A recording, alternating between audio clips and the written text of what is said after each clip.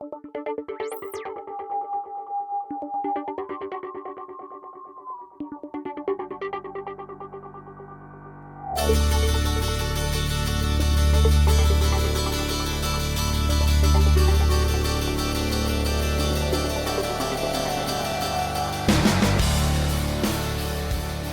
to More Able Than Dis, the podcast where we discuss everything related to disability and music education.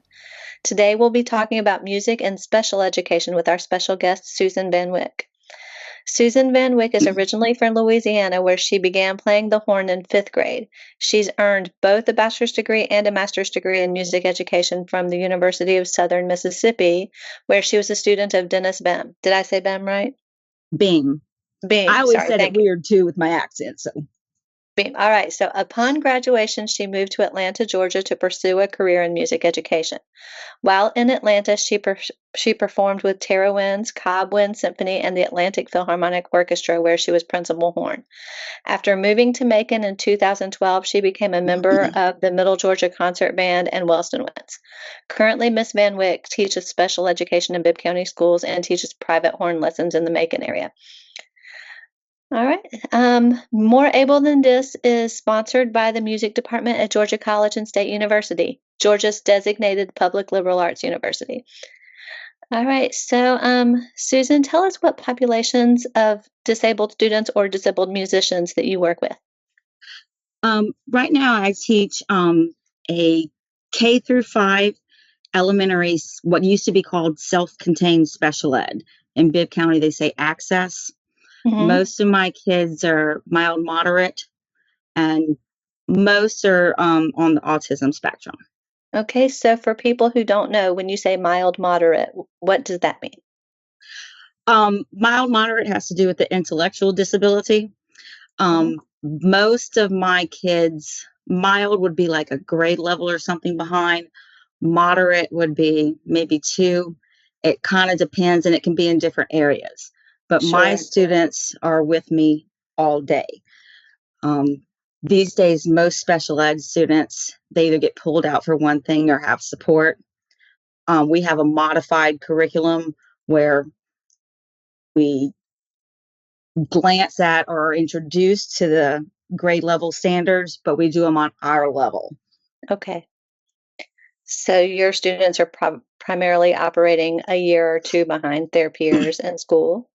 And yes. And what kind of music opportunities do they have? You said they don't leave your room, but well, we do go to specials. Mm-hmm. This year I have a very young group. My class can go K5, but right now I have 3rd grade and lower. Okay. And they're mostly nonverbal, and I've got some, just kind of readjusting and behavior issues just because they're young. So when we go to specials, we basically go to PE. Okay. That's it, because that they can blend. And though a lot of them love music, their version of what we can do in music isn't the greatest with a actual classroom. So, however, in the past, we have included some of the older students, or we've divided up. Like somebody might go to art, somebody goes to PE. Sorry, you're coming in the back. I was like, what is that? Oh, goodness. So if your students were to go to music class, what kinds of things could they do in a music class? Well, most of mine do not read anywhere near grade level. And a lot of them are nonverbal, mm-hmm. which has a wide range of what that actually means. Sure. They like to dance and do movement with music. Mm-hmm. Despite being nonverbal, a lot of them like to sing. Mm-hmm. Might not be the words, but, to sing along with that. Instruments, depending on what it is, they like things like that.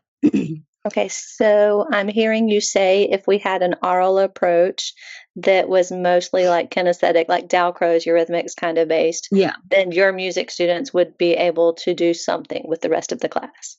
Oh, yeah, definitely. And some of it's just, and if I had another parapro, we can go with their specific grade level. Like I have 2 second graders. They can go with 2nd grade. Sure. but we don't. So what we do is we kind of pick a grade in the middle that works with our Mhm. schedule. So that means all of us go. So there's 5 that go, and that's a lot Mhm. to, help manage. If we can split it up differently, and some schools do, the kids that are there might be able to do more, but it's hard, particularly if you have to manage something like how to hold the instrument or Sure. modify something kind of on the fly. It's hard to do that with everybody. Sure, that makes sense.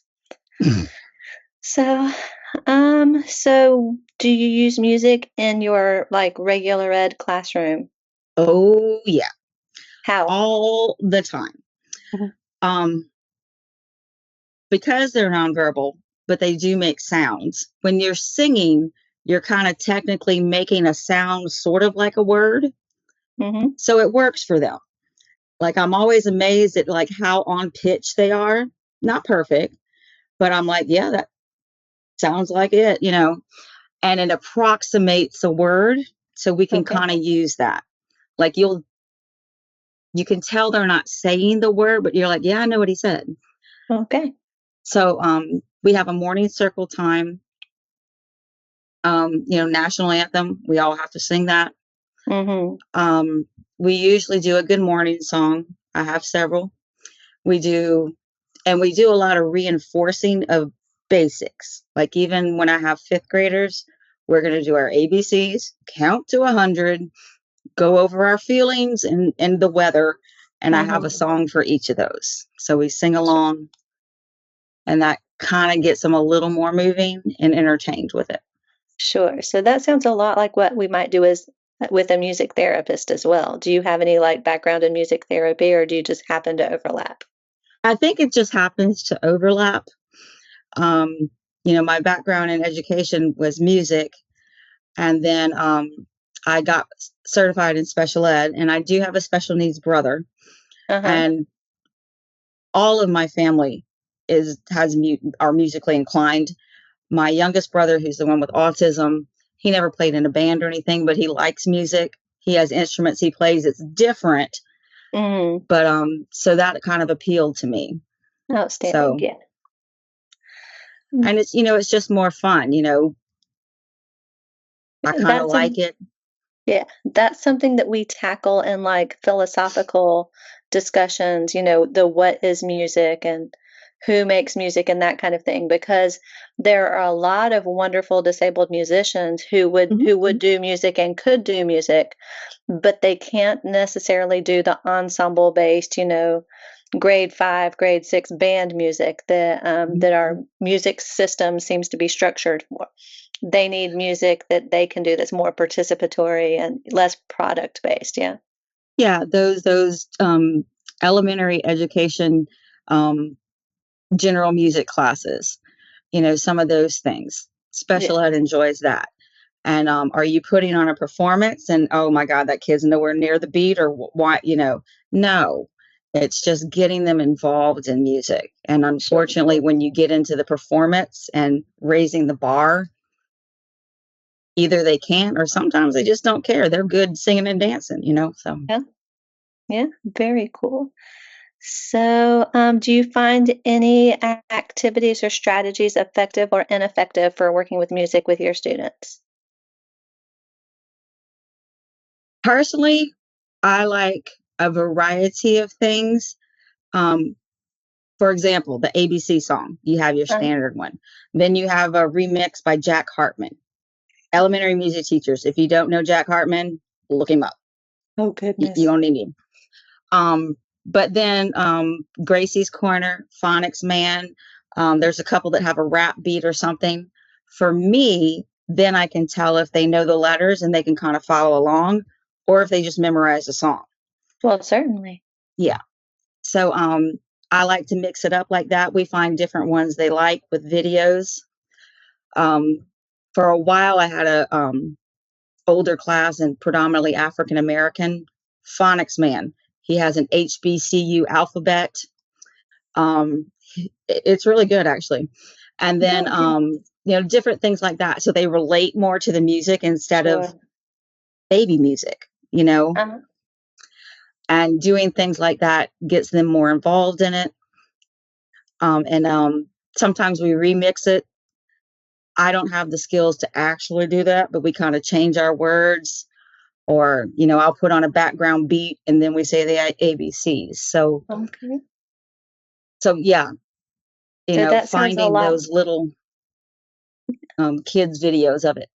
Yes, that sounds a lot like what we would do anyway, just as a culturally responsive classroom, to have our students look at and see and learn from people who look and sound like them. That's important to everyone. It is, and it can be hard because that's why I stick to cartoons. All Like right. Gracie's Corner, Jules TV. It's like the video is not going to be too racy or anything like that. Um, but yeah, you should, and it's interesting to me. It's like, who doesn't like Weird Al? Why do we like Weird Al? Because he takes something and he puts it in a different perspective. You Sure. know, and it's the same thing. They like hearing the ABCs or something like that. Sure, yeah, and, do you find I know that, singing is in a different part of the brain than speech. So do Mhm. you find that your students who are nonverbal might actually sing? You said they approximate, but do they actually get to where they can sing numbers or letters that they do all the time? Oh yeah, definitely. And we work with it, and some say some things better than others. Um, but when they're singing it, it just seems easier and more fun. If I'm sitting there, and speech therapy is a whole different thing, but like, what letter is this? Ah, no, it's A. But if they sing it, and it kind of crosses over, Sure. but they don't really know it does. I we don't get into that. And if I say, what letter is this? And someone goes, A, I'm fine. You know, Gonna take it, yeah. yeah, I take any kind of something like that. But it also, I think they blend in that way. You're Sure. not stressing out about reciting, old school that, Yes. because you're singing. So, And I'm assuming they can dance as they sing, even if it's not prescribed? oh, yeah, yeah, we do a lot of dancing. There's rules. We try to keep in our own space, just for no mosh pits. Sure. Darn. No Those twerking.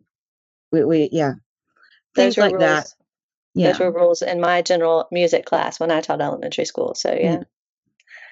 And again, with the dancing, I do some of the ones where they have like you follow along with the dancers, but you're allowed to freestyle, either Mhm. due to mobility issues or just, it's just your groove, how you feel. Sure. Yeah. So what else do you think it's important for us to know about, special education this special education kind of perspective on music and maybe even taking your students? We've already talked about how difficult it is sometimes just to get people to go. It But is. what are other Um, things we should think about? it can be a little blurry because, like, there's a wide range of special ed, and particularly autism. Sure. Sheldon Cooper, or I don't know, that's copyrighted. He's autistic, but he Mhm. would not be in my class. No. Mine also have an intellectual disability. And a big thing, and I'll talk about it in my professional development, is least restricted environment, Mhm. which means letting someone participate to the ability they can, that's meaningful. Not like at the very end, we, bring out the special ed kids and they go, ta da, but Yeah. letting them participate with performance, and we're working on performance evaluation, and that can be really hard to back up and go, you know, we're not going to make a one because this kid has one hand that works a little differently. You're not. So just letting them try. Um, what's it going to hurt in a lot of ways? And I've had both. I've had experiences where there's people that they go to the usual classes with everyone else. And then I've also had classes where I just went and got the special ed kids and we did something. But you'd be hard pressed to find someone that doesn't like music. Well, sure. So And socialization is really important in special ed. You know, Mm-hmm. my class back in the day would have been on a dark hallway, far away from everyone else. There were rumors about it. And now, we want people to see them. Mm-hmm. And music class is a good way to do it. You're having Uh-huh. fun. So, I think all of those things are important for the special ed kids. If it means you have a differently able clarinetist who has a special clarinet, groovy. If it means that, they sing along with the fifth grade way in the back, or maybe they just participate in class and they love it. But Mm-hmm. including them in something that pretty much is universally loved. Mhm. Well, and that you just got to where I was about to ask next, is you've been a band director and you've been a special education teacher. So how can we balance this desire for participation with our desire for a musical product that's going to be effectively demonstrate our learning, I think is what I'm trying Yeah. to say. Yeah. When you get into instruments and a band class, general music is easier with everyone. Mm. My particular students probably wouldn't do that. Okay. But special ed has a wide range. There's kids that have a reading disability or something like that, or they're just partial special ed. Let them do it to their ability. Maybe they need help. If you have a written test, you're going to need to help them. But a lot of times they blend in. One of the reasons I got interested in getting certified in special ed is I was invited to IEP meetings because they have to have a representative from general ed. And I was like, dude, he's special ed. He's my best Yeah. trombonist. Yeah. That you just don't know. Um, so sometimes you just gotta, let it go. If somebody shows up for band and you're like, they have Down syndrome or something, or, parents are like, well, he's in special ed, just try it. Mhm. It's not going to hurt. The instrument can be difficult when you're dealing with physical disabilities. I know. Yeah. But, you can find something. And maybe it's not your top band, but maybe you have an additional percussion section where they have rhythm sticks and something and tap along. Is it going to hurt? No. And would you perhaps keep that additional section, and would it depend on the way that they're able to achieve, whether you kept that additional section for the performance or whether that additional section was in class only? It would depend on the group. Uh-huh. Um, some of them are just okay with that. Sometimes you have very driven parents. Sometimes they just like to see their kid with everyone else. You Yes, I know, think, yeah. sometimes if they do their own performance for their parents, it just you kind of have to read the room Uh-huh. So and just see maybe, where they're at. yeah, maybe keep them on the school performance, but maybe or maybe not, depending on how things look on the actual like LGPE performance. Yeah. But perhaps And the in-school performances, it would be fine. oh yeah, that'd be great. And there's always you even in college, I remember talking about, well, their parents are going to come with lawyers and you're going to have to do it. I'm like, they just want to be given a chance. They Mhm. totally understand that if you're in the Bands of America finals, they might sit this one out. But does it matter on a Friday night football game against the lowest ranked county school with, 8 kids? No. Just they just want to do it. Well, and I talked with Julie Duty, who was the founder, I want to say founder and perhaps creator of United Sound. And she talked about how, the beginning of getting a United Sound school started, it's always this like, just look at the poor children, they don't get to play. And it just turns into this sappy story. But she said, like 3 or 4 years in, they're like, hell yeah, they're in the band. They're Yeah. so if you put that little additional section in and let them do it, then that becomes part of your culture. And just like any other student, maybe band's not their thing. They tried it and mom's like, yeah, he just, Didn't or, want or to. or it can be too hard, for physical things, and if they really love it, they're going to try. If they're like, Mhm. this isn't my thing, it's like, I don't want to do it. They're just like any other kid. Sure. Um, and coming out of college and you're then the best musician in the top wind ensemble, you you know, you need to take that down a little bit. Sure. Yeah. Just let someone enjoy it. The bless her heart contribution. Yeah. The one Well, that goes to the all-star marching band. Well, she doesn't march very well. Okay, she doesn't really play when she marches, and she's a little ditzy. Someone's gonna have to help her with the chart. But bless her heart, she's sweet and loves it. yeah. Ta-da! Well, and I mean, we do that with our normal ed Mhm. students.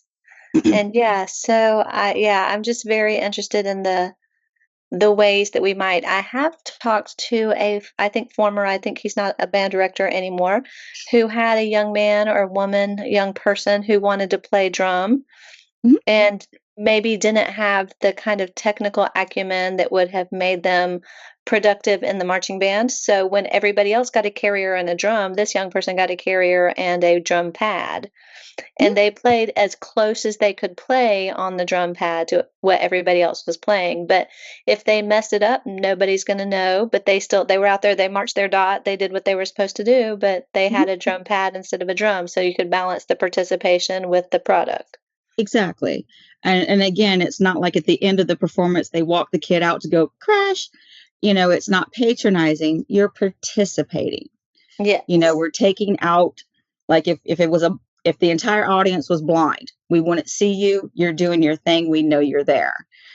And so it's like, just try, you know, Yeah. Yeah. and it can be meaning for them as well. Um, and with special ed, particularly with intellectual disabilities or the more obvious ones, you're Mhm. thinking, oh my God, what are we going to do? But, what about people that have particular sun sensitivity? I taught a band camp where there was someone with lupus Uh-huh. and that dehydrates regularly. So Really? instead of doing that, I can't remember what the instrument was. He was in the pit or did something else. Okay. That seems, what happens when one of the flag girls breaks her arm? Oh, she's out. Kick her up. No, you work with something, you know, Yeah. stuff like that. And so it's just a little different. Yeah. Mhm. And it makes such a profound impact. Jay has a student who is doing one of these roles in one of the band classes there at Houston County, where the contribution to the music is negligible, but they're also not hurting anything. Mhm. And this person, when I tell you, they tackle hug my husband every time they see him. And they're at every rehearsal, every concert, every like bowling night, all of the little social Mhm. events because they are part of the group. And so the impact on the music is negligible, but that socialization is huge. Because you're part of the band. Mhm. That's a social, you're not, well, we let the kids, and we don't do that as much, not like, okay, y'all be nice to them. They're coming to lunch. We do include, and that's a part of something that, I don't have to mention my disability. I was in the Yeah. band. Yeah. That's a universal. We know what that means. Yeah. And that means so much to the kid and to the parent. It does. And so many people feel the need to explain things, but we forget that these children grew up together.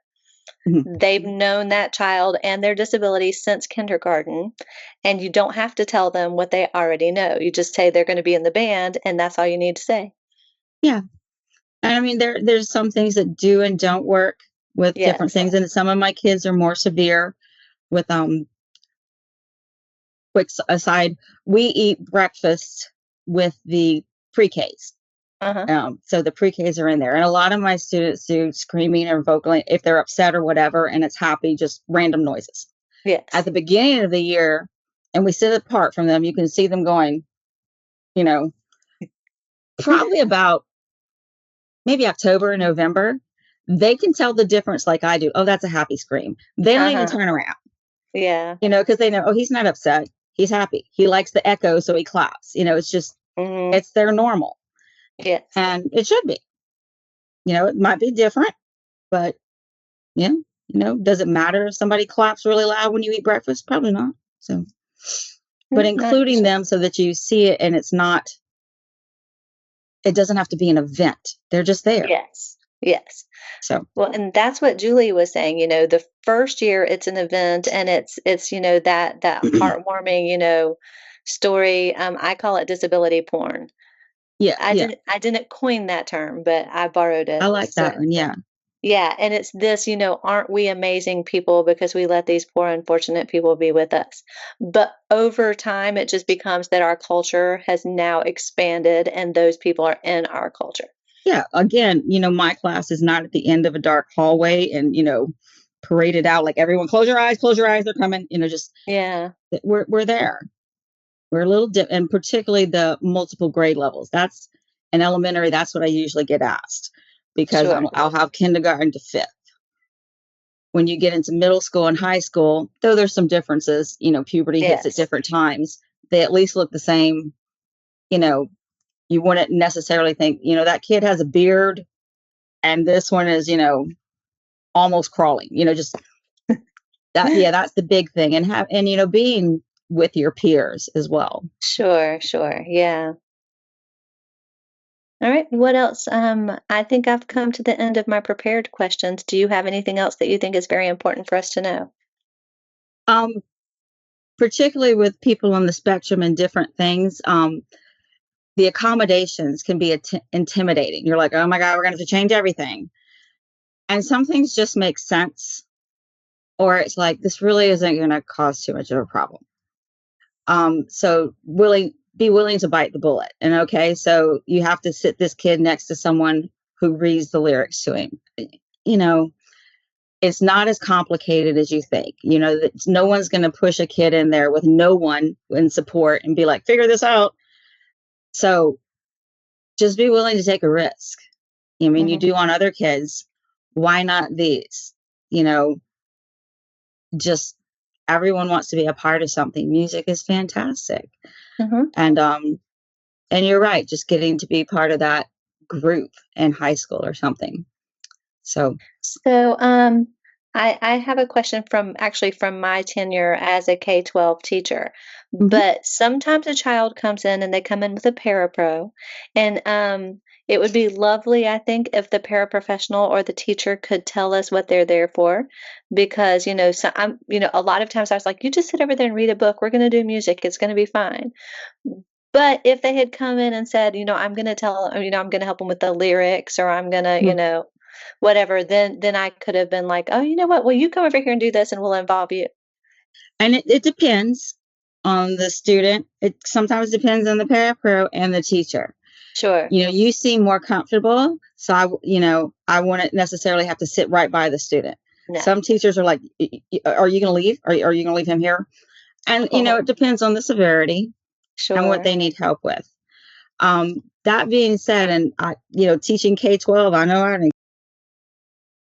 an IEP. There's a list of accommodations that they Yeah. have, and every teacher is supposed to have access to them. Now, Yeah. more than likely, they give them to you. You go, Well, we but sign off on them, but yeah, yeah, you just sign up. that doesn't seem to impact whether we get a paraprofessional or not. I mean, I know it does, but when they're walking into my room sometimes. It really just depends, and there's different reasons why. When my class goes to specials, my para stays with them Sure. for various reasons. Mhm. But again, my class is self-contained. So just, Yes. asking the special ed teachers, like, what can I do? And you're right. So, like kindergarten paras, a lot of times they'll just sit in the back, and if there's a problem, okay, I'll take him. Yeah. And it just depends on the kid and what they have specifically. But when you're setting up your program at the beginning of the year, you're like, I don't, particularly general music. If there's 600 kids in the school, you have to teach all 600. That means Yes. there's probably going to be somewhere around 50 to 100 different accommodations pages. Good luck Yes. with that. And that's yes. So you kind of have to round up. And most special ed teachers or paras, we kind of just let it go until we use to intervene, either for behavior, something they can't do, or so it just really depends. I mean, Sure. there's people that I've seen that I'm like, why doesn't that person have a parapro to themselves? And then there's other people I'm like, who's this lady following you around? It just Yeah. Yeah. Well, and sometimes, there were certain things where you needed the parapro there. I had when I was an elementary music teacher, I had a few that would get violent when they got excited. yeah, And the definition of being in the music class is to get excited. yeah. And so that paraprofessional stayed with the child and was Mhm. very useful in protecting them and others. Yeah. But when I And taught middle school band, I had young people with intellectual deficiencies. mhm. And aside from, we would have their neighbors help them write their notes in and, just kind of keep an ear on them. But they Yeah. didn't need an adult sitting next to them. They were, we could do it with what we were doing in class. Yeah. And that goes with what I was saying with the least restrictive environment. And sometimes you have to play with it and it can change and it Hmm. depends. Students with more of a physical disability, do they need a parent to stay with them in PE? Yes. Do they need someone to stay with them the entire time for art? Maybe not. Hmm. It just can go back and forth and sometimes you have to try things. But our job is to kind of sit back and then intervene or help when necessary. Sure, sure. All right. So what responses do you get from the students in your class whenever you do work with them with music? Most of them like it. It depends. The fifth grade, like, I'm too cool for this or whatever. Mhm. And particularly since I have a wide range and we're Mhm. together with my too cool for school fifth graders, that gives them the ability to do the hokey pokey too, because we all like it. And with intellectual ability, disability also comes a maturity level. Yes. So they can be more childlike. Like, yes, they still want to do the hokey pokey, but they have enough understanding that they're not going to try to get the fifth grade boys to do the hokey pokey with them. Uh-huh. So I think they enjoy it because they can be them. Sure. Whereas particularly when you get middle school, everyone's worried about image. They kind of hide all that. But I think they enjoy it. It's something they can relate to. I let them dance. Mhm. And you talked about your circle songs. Do you find that they learn the material better and maybe retain it better that way? I do. And there's some catches, like you'll always meet a parent who swears their kid knows their ABCs at age 1, but it's like, well, you're singing the song, but if I point to a letter, you don't, But yeah, it helps them to learn it. They enjoy it more. Mhm. Um, and they can participate on their level. I literally have kids that can count to 10 and we count to 100 every day. Sure. But Well, eventually they just know the words and then we can add on from there. So I think they enjoy it. We do good. silly songs. I let them pick some, that kind of thing. Do you tootie ta?